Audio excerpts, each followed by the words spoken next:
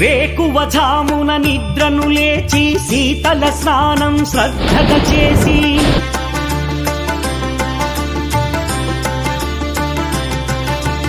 మాలను దాల్చి శీఘ్రముగా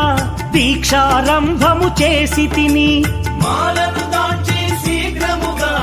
దీక్షారంభము చేసి తిని గణపతి షణ్ముఖ అయ్యప్ప స్వాముల ప్రాతకాలపు వేళల తలచి స్వామి అయ్యప్ప శరణు ఘోషతో మండల దీక్షలు చేసి తిని స్వామియే అయ్యప్పో అయ్యప్పో స్వామియే